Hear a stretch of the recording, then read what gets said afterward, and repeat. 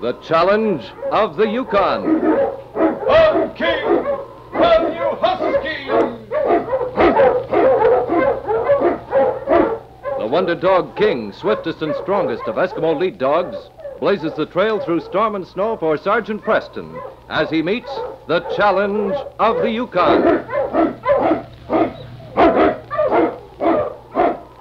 Sergeant Preston was typical of the small band of Northwest Mounted Police who preserved law and order in the new Northwest country, where the greed for wealth and power led to frequent violence and bloodshed.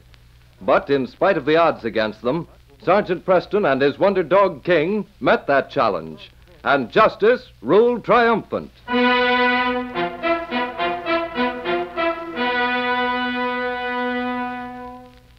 Spring had come to the Yukon. The snow had melted along the trails, leaving many of them thick, oozing rivers of mud. And with the change in weather came the plague of man and beast, mosquitoes. Instead of a dog sled, Sergeant Preston drove a travois, which his dogs pulled effortlessly.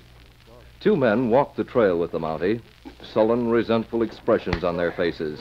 And in their eyes was the cold, unreasoning, deadly hatred of killers being brought to justice. Trying to make this a death march, Mountie? Yeah, walking us through miles of this muck. You're walking because there's no better way of getting you where you're going. Yeah, that's what I call real nice of you. Taking such good care of your prisoners. Forget it, Trigger. I ain't forgetting nothing. You might be able to put us in jail, but that's no sign we're staying there, see? Charlie and me'll both get out. And when we do, we'll especially remember the pains you took to put us in. You've done a lot of talking, but so far it's added up to nothing. And you sure wish it did, didn't you? Huh? Yeah, like maybe telling you where you can find the boss in the hideout. That's something you'll never know, Mountie. But I'm telling you this much. We won't be behind bars long. Well, in a way, you're right. You won't be behind bars long. You're both wanted for murder. As far as you're concerned, jail will just be a stopping-off place till you walk to the gallows. Don't worry. That rope will never be around our necks. Those mosquitoes, enough to drive a man crazy. Well, this is as far as we'll travel. All right, fella. Ho, King. Ho, you Malaboots.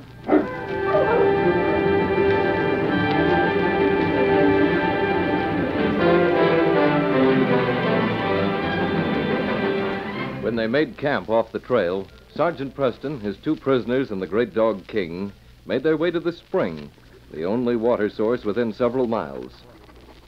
Running ahead of the men, King reached the spring, lowering his head to the water. But as he did, he caught an odd scent, a scent that was distasteful to him. What's wrong with that pooch of yours, Mountie? How come he's turned up his nose at that water? I don't know. Unless there's something wrong with it. Yeah? Well, maybe it ain't good enough for him, but I'm thirsty. What about you? I think I'll abide by King's judgment. Scared you, huh? Here. You want a drink, Charlie? No. Preston ain't taking any chances, and neither am I.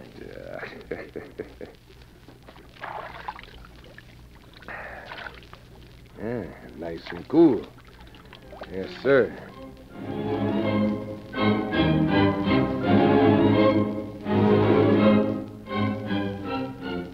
Early the next morning. Yeah, we ought to be in Machette City tonight, Trig. Hey, Trigger. Trigger. What's the trouble, King? It's Trigger. He ain't moving. Look at his face. It must have been that water.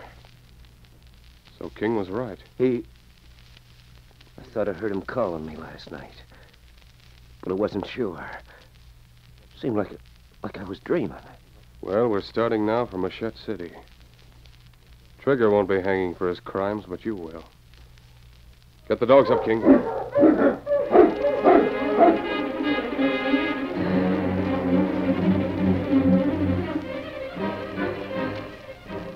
2 weeks later, in the headquarters of the Mounted Police, Sergeant Preston sat in Inspector Maynard's office. The great dog King settled on the floor, close to his master's feet. So Charlie Kane made the break, did he? Yes. You weren't out of Machette City 24 hours when he got away. One of the guards was killed in a gunfight with two members of the gang. Well, Trigger said they'd never stay in jail. Your job will be to bring Kane back to jail with the whole Hennessy gang to stay there. The Law and Order Commission of Machete City and Three Forks will give you whatever help they can. You know, sir, I have a hunch Art Hennessy has his hideout somewhere between those two towns. Three Forks and Machete City. If you were right, that should make the job easier for you. Well, good luck, Sergeant. Thank you, sir.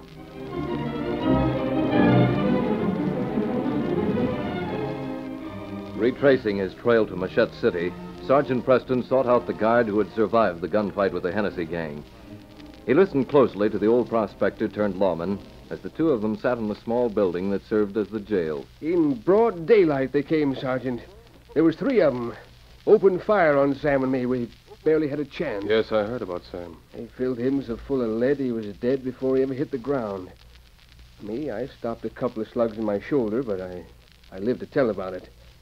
I just hope I live long enough to see the whole rotten bunch of them swinging for what they done. Well, from the description you've given me, Clem, I know one of the men was Art Hennessy, all right.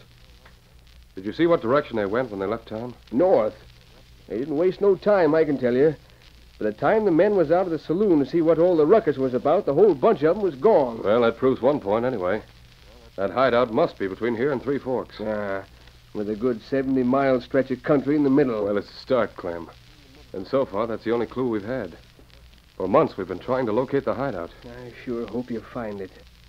I guess one murder, more or less, don't matter much to them fellas. But Sam was my friend. A better man never lived, Sergeant. I just want to have the pleasure of putting them under lock and key in this here jail. Believe me, if that ever happens, there ain't nothing on this side of the Great Divide will get them out. Till they walk out to their hanging. And they'll hang, Clem. If I have to spend the next year looking for them, they'll hang.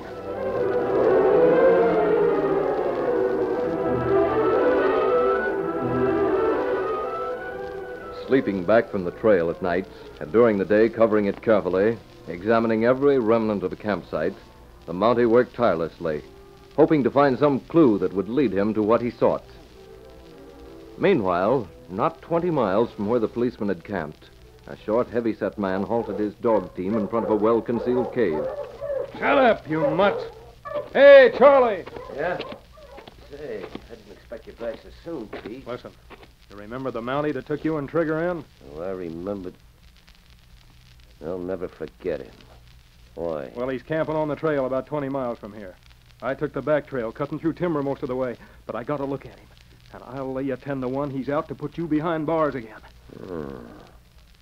That's interesting. Mighty interesting. Too bad Art ain't here. So he thinks he'll trail Charlie Kane, does he? Well,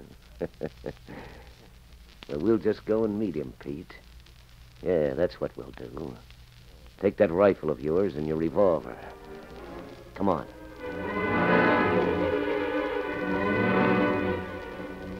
Several hours later, with moonlight filtering through the leaves of the birch trees and illuminating the trail, the great dog King raised his head from between his paws. His fur bristled dangerously as he stood up. King, what is it, fella? All right, Marty. Reach. Oh, I see. Yeah, thought I'd save you the trouble of looking me up.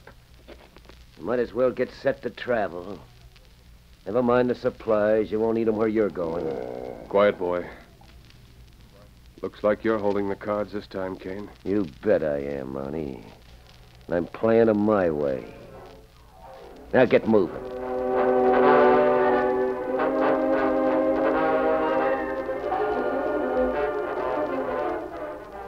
With Charlie Kane holding a gun on him, Sergeant Preston with the great dog King covered the trail to the outlaw hideout.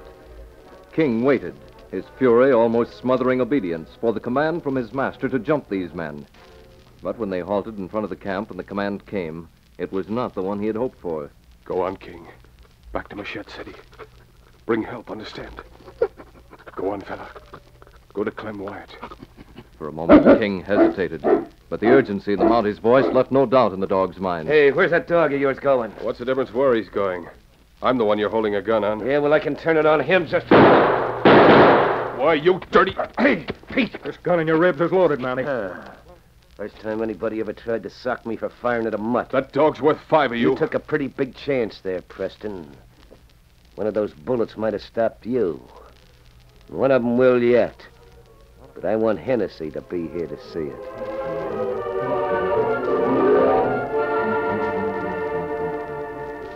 Sergeant Preston sat beside the outlaw's campfire, his eyes straining toward the rim of a distant hill. He wondered if Charlie Kane had hit his mark. Had King managed to escape safely? Accepting the food the outlaws offered him, the policeman refused the cup Charlie Kane held out. You ever drink, Monty? Where'd you get that water? Out by the spring. Why? Oh, that's what I thought. No, thanks. No, I don't want any. What's wrong, Charlie? I don't know. He says he don't want anything to drink. All right. So let him alone. You're not forgetting what happened to Trigger, are you, Charlie? Of course I ain't forgetting what happened. Hey, now, wait a minute. You don't think... All I'm saying is that I don't want any of that water. Well, you said Trigger died from drinking poisoned water, Charlie. Yeah, he did. Listen, Monty, this water's all right, see? Well, maybe it is, but I don't want any. You must be right, Charlie. This water's all right. How do we know it is? You'll know. First, you begin to feel a little lightheaded. Yeah? Then you begin to feel a slight pain. And it's more difficult to get your breath. Charlie, I didn't want to say anything to you, but now it is harder to breathe. Trigger died inside a few Oh, hours. sometimes it takes longer before you feel the effects. There's something you can do about it. Sure there is. I know. I read someplace once that if you swallow something, you'll be all right. Then you won't die. Listen, Mountie, you know about medicine. Give us something that'll My counteract medical it. kit is with the supplies you insisted I leave back along the trail, Pete. I can't do anything for you. Yeah, but there must be some way. There's got to be. Well, there is one thing. Yeah? What is it? We'll give you. You'll walk out of here as free as air if you can help us. What about it, Charlie? Sure. It's a boy. We're wasting time. Break open all of the bullets you have here. We'll need quite a bit of powder. Then mix that with water and swallow the mixture. The two outlaws worked quickly, breaking one bullet after the other, following the Mountie's instructions.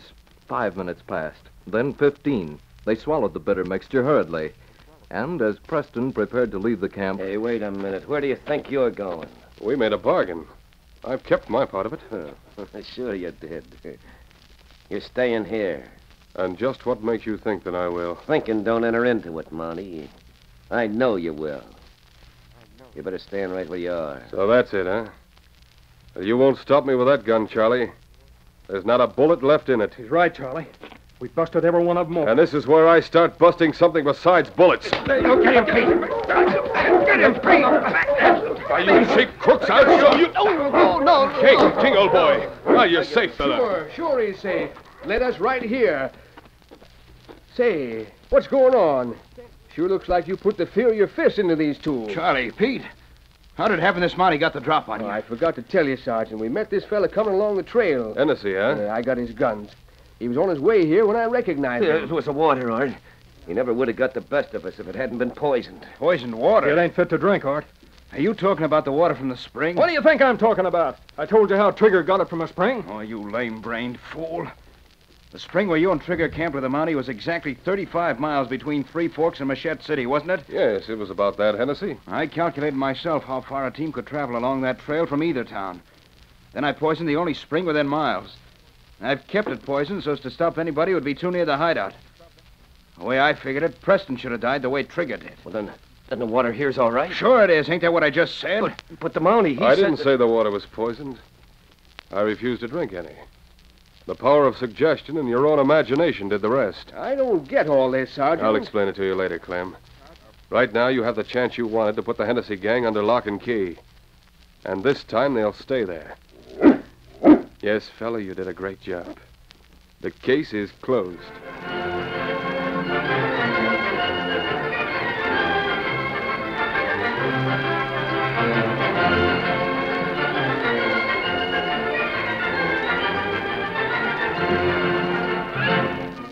These copyrighted dramas originate in the studios of WXYZ Detroit, and all characters, names, places, and incidents used are fictitious. They are sent to you each week at the same time. Jack McCarthy speaking. This is the Michigan Radio Network.